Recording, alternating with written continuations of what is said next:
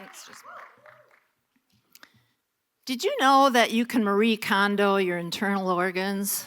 Now, for those of you not familiar with Marie Kondo, she's a woman that made her fame and fortune by helping people declutter their possessions. She wrote a bestseller, made a lot of money.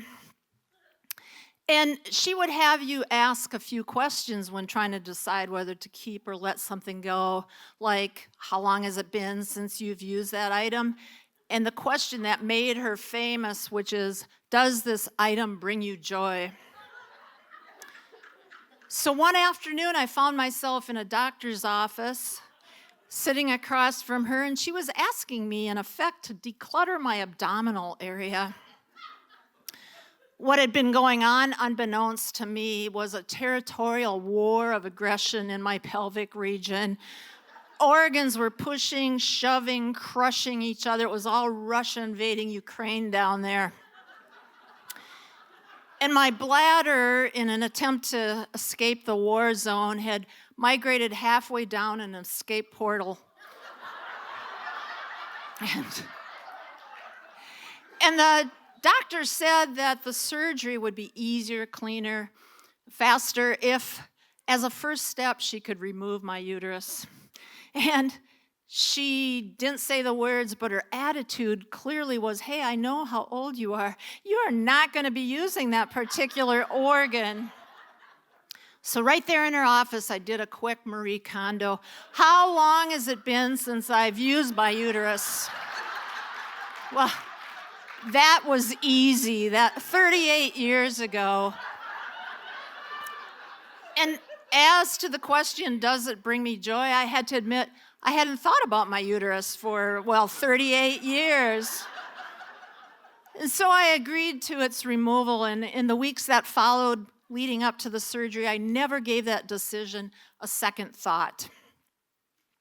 But on the day of the surgery, I woke up in the post-op recovery area, and I was feeling like I always do after being under general anesthesia.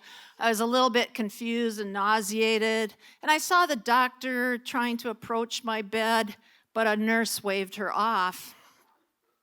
And a bit later, I was moved to a very busy nursing floor, so busy that no one came in my room for hours, which turned out to be a blessing, because somehow, out of nowhere, I had decided that the loss of my uterus was a great tragedy. And I had fumbled that decision. I made a mistake, and now I was bereft. And I sent a text to my adult son and daughter, and that said, your very first home has been destroyed. And I got a what the fuck from my daughter. And my son rightfully ignored me. And then the doctor was coming into my room, but she only made it a few steps when I blurted out, I am so sad about my uterus. And that stopped her, and she said she'd send somebody in to talk to me, but no one ever came. And that night, I had a long Marie Kondo-inspired nightmare wherein the tables had been turned, and now it was my husband, son, and daughter using that same process I had used on my uterus to decide that I was no longer of use and wasn't bringing anybody any joy. But in the morning, I woke up, thankfully, with my sanity restored. And the doctor made a third attempt to come in and talk to me, and this time I waved her in. And she thanked me again for decluttering my abdominal area. And she said as a result, she was able to capture my bladder. It was contained now in a mesh net that's attached to a cable, which in a turn is attached to my lower spine. And there, my bladder hangs, a cautionary tale to any other organ considering escape. And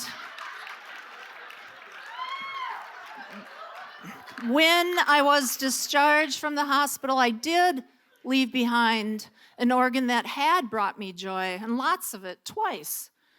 But its time was up, and my decision had not been a mistake. And that because peace and order had been returned to pelvic land. Thank you.